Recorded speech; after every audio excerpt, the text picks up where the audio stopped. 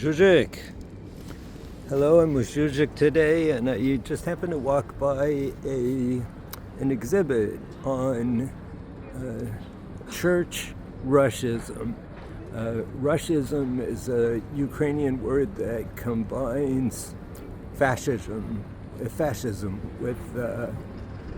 Russian ethno-nationalism. And I thought you might find this interesting. One of the things I've never been able to get over about the Russians is this. The idea of the satanic West, sataninskoho zachod. And what that refers to is that they are especially opposed to evangelical Christianity, which they describe as an element of Western decadence. So Americans think of evangelicals as kind of the, what would you say, the most Christian of all Christians, the ones who sort of allow nothing in the extremes, no dancing, no music outside of the church. And the idea of calling them decadent, to me as an American, is just incredible.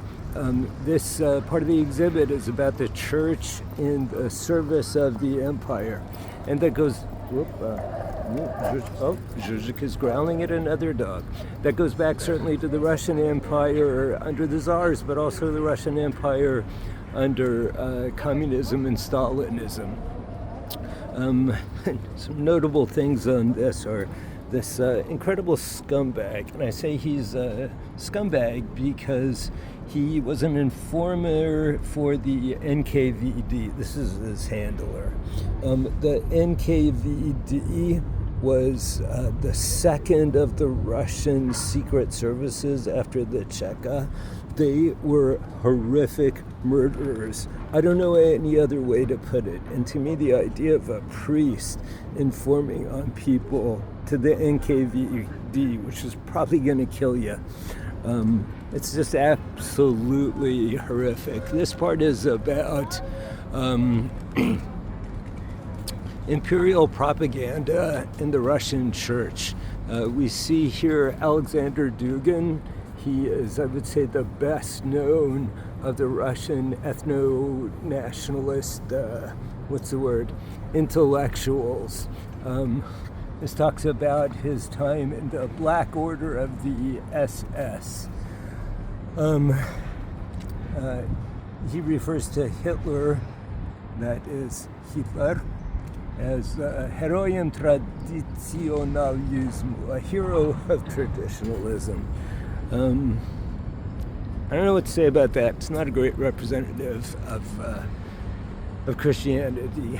Cerkovna militarizacja, this is church militarization, and of the many activities, some of them are extremely scummy. I get blessing a weapons system. I understand that. Here's what I don't get. This is about the Pravoslavny Voyenno-Patriotsky Klub. This is the Orthodox Christian Warrior Patriot Club. And what they do is they indoctrinate children into this fascist Russian ideology. And the church is, as you can tell from the name, Pravoslavny, Orthodox Christian, the church is very involved in it.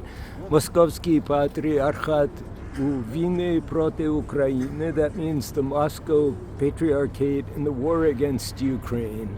This is the one that really sticks out to me. In 2014, Crimea was seized by what they call the Little Green Men, Zeleny Cholovichka. Little Green Men, it means Russian soldiers wearing no insignia with the Moscow Patriarchate. All of these are about destruction of churches. I would say for the soldiers that I have known, this has been the most shocking thing about the Russian invasion. I was working in Orikhiv in the south, doing medical evacuations. The town had been pretty much destroyed. The church was still standing, and one day they just dropped a bunch of weapons on the last remaining church in the city. And I remember the guy I was working with saying to me, для них ничего не свято. For them, nothing is sacred. And it's true. This is about agents and collaborators in the Russian Orthodox Church. It's important to realize that we have freedom of religion here. If you want to be Russian Orthodox, you can absolutely be Russian Orthodox. Plenty of people are. That happens to be the church that they're associated with.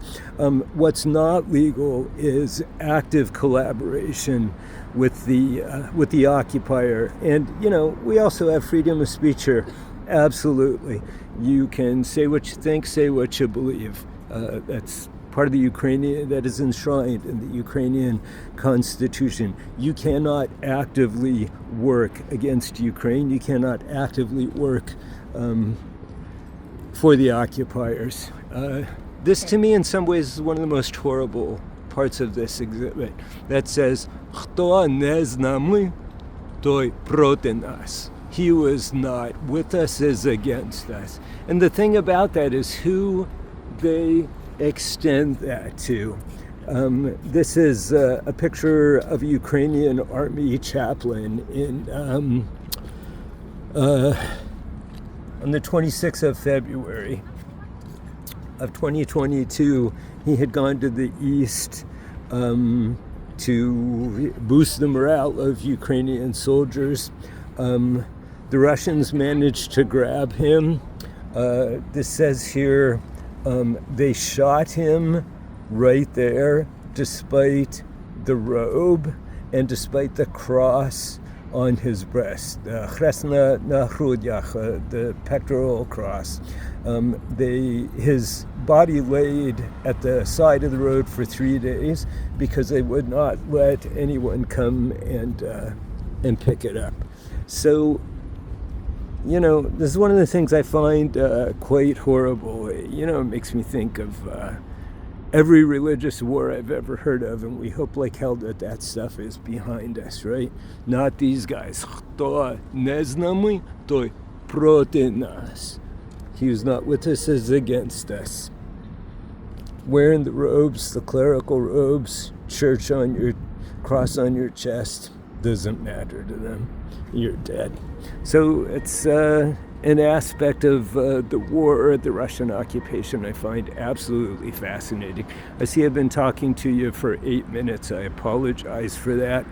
But, I think it's something that bears talking about and bears thinking about. Zhuzhik does too, I think.